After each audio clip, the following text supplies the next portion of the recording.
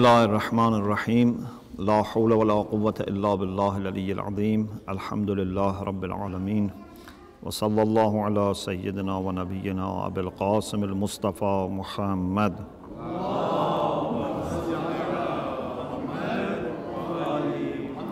وآله الطيبين الطاهرين لا سيما بقية الله في الأرضين.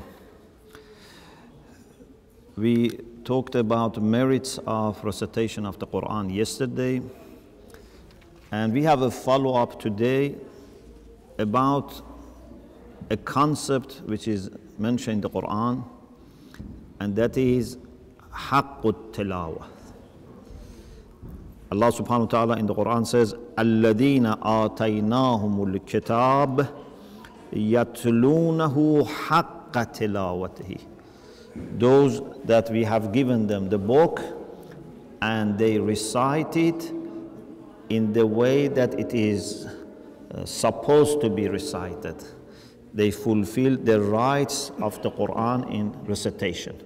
So we want to understand what is haqqut tilawah. Is it just a matter of correct reading? Is it just a matter of correct reading and beautiful voice? Or it is more than that? There is a hadith from Imam Sadiq alayhi salam, and this is mentioned in Tafsir al-Ayyashi. As you know, Tafsir al-Ayyashi is a tafsir which is based on the hadith. It's Tafsir al-Riva'i, everything is just based on the hadith. So those verses for which we have received some commentaries from hadith are there. If there is no hadith about that verse, so there is no tafsir. So,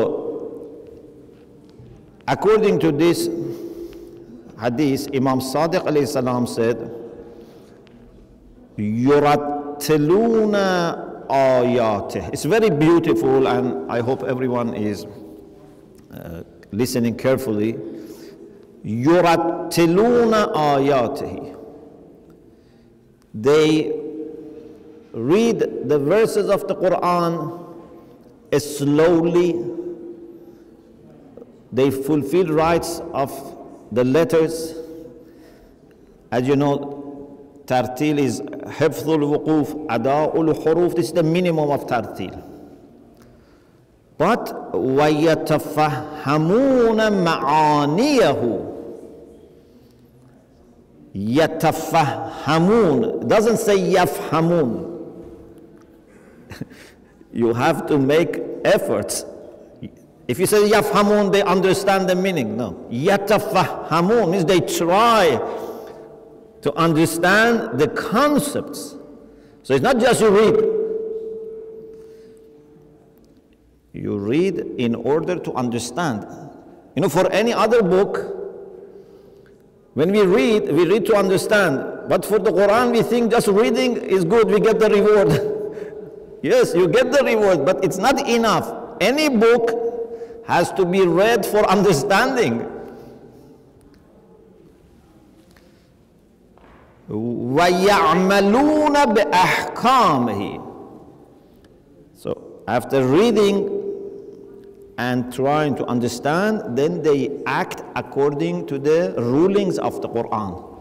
Whatever Quran says is haram, halal, you have to observe. What is wajib, you have to observe.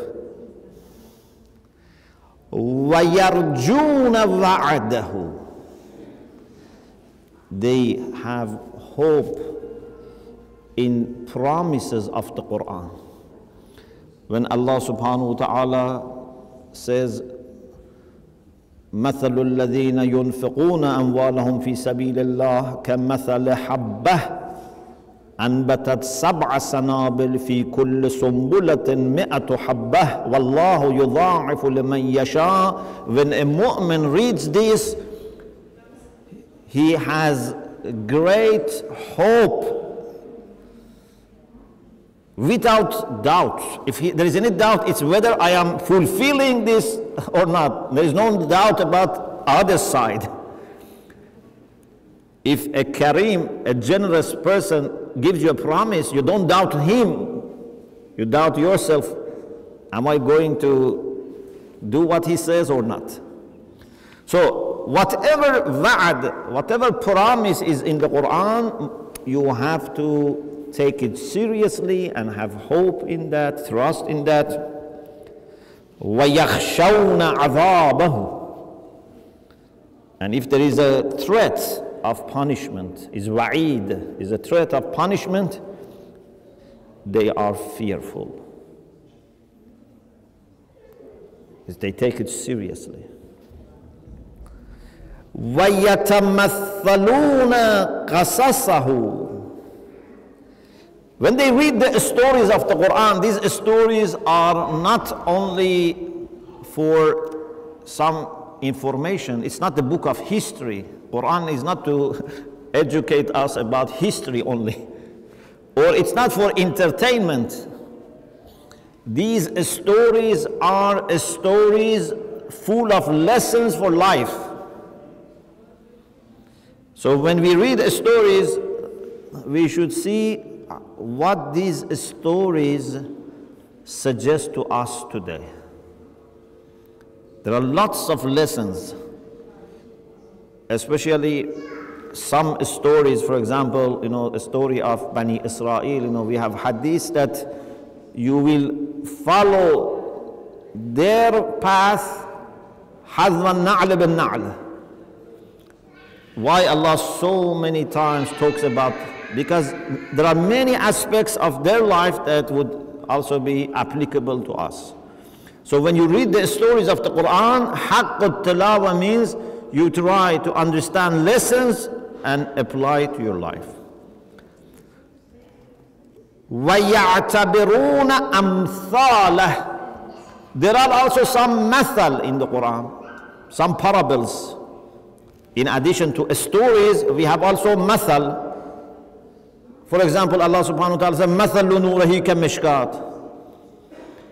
Or for example, Allah subhanahu wa ta'ala makes the example of haq and batil as flood coming, and batil is just the bubbles. Or makes the example of a fly, ba'udha, that when take something, you cannot take it from the ba'udha back. So there are many amthal. كَذَلِكَ يَضْرَبُ اللَّهُ الْأَمْثَالِ. Why? So that we take ibrah, يَعْتَبِرُونَ. We take lessons from those parables. وَيَأْتُونَ أَوَامِرَهُ وَيَجْتَنِبُونَ نَوَاهِيَهُ. Whatever Quran commands, they do it. Whatever Quran prohibits, they stop, they refrain. Then Imam Sadiq seems to be upset with the people who think it's just a matter of recitation. He says, مَا هُوَ وَاللَّهِ بِحِفْظِ آيَاتِهِ وَسَرْدِ حُرُوفِهِ وَتِلَاوَةِ صُوَرِهِ وَدَرْسِ أَعْشَارِهِ وَأَخْمَاسِهِ حَفِظُوا حُرُوفَهُ وَأَضَاعُوا حُدُودَهُ. Imam says, Wallah, Haqqut Tilawa is not just a matter of reading and doing, waqf and, wasl, being able to recite the Quran in different styles. These are important, but these are not enough. These are not sufficient. Even if you memorize the Quran, which is very good, but it is not sufficient. Imam says there are people who حَفِظُوا حُرُوفَهُ وَأَضَاعُوا حُدُودَهُ. They have memorized the letters, but they have abandoned the boundaries that the Quran is fixing. Hudud, the boundaries, the laws of the Quran. وَإِنَّمَا هُوَ تَدَبُّرُ آيَاتِهِ. Haqqut Tilawa is to do tadabbur, to reflect, to ponder. يَقُولُ اللَّهُ تَعَالَى كِتَابٌ أَنزَلْنَاهُ إِلَيْكَ مُبَارَكٌ لِيَدَّبَّرُوا آيَاتِهِ. The book that we sent down to you, which is blessed, so that they ponder on its verses. So haqqut tilawah means, in addition to correct and beautiful recitation, is to take your time and reflect, see what lesson you can take from this, what command is there, what promise is there, what threat is there, and apply to your life. Inshallah, we will talk about tadabbur tomorrow, and we will see what is the meaning of tadabbur, inshallah. We ask Allah subhanahu wa ta'ala to include us among truthful and genuine reciters of the Quran, inshallah. We ask Allah subhanahu wa ta'ala to accept us as students of the Quran, as followers of the Quran, as servants of the Quran, inshallah. If you are Khadimul Quran, that's a great honor. May Allah inshallah include us among the servants of this divine message. May Allah inshallah make our families, our households enlightened by the light of Quran. When father, mother recite the Quran and this beautiful Quranic recitation is spread in the home, that home inshallah is going to be protected and going to be inshallah blessed. And according to some hadith, it will shine for the inhabitants of sky as stars shine for inhabitants of the earth. May Allah inshallah make Quran our shafi and guide.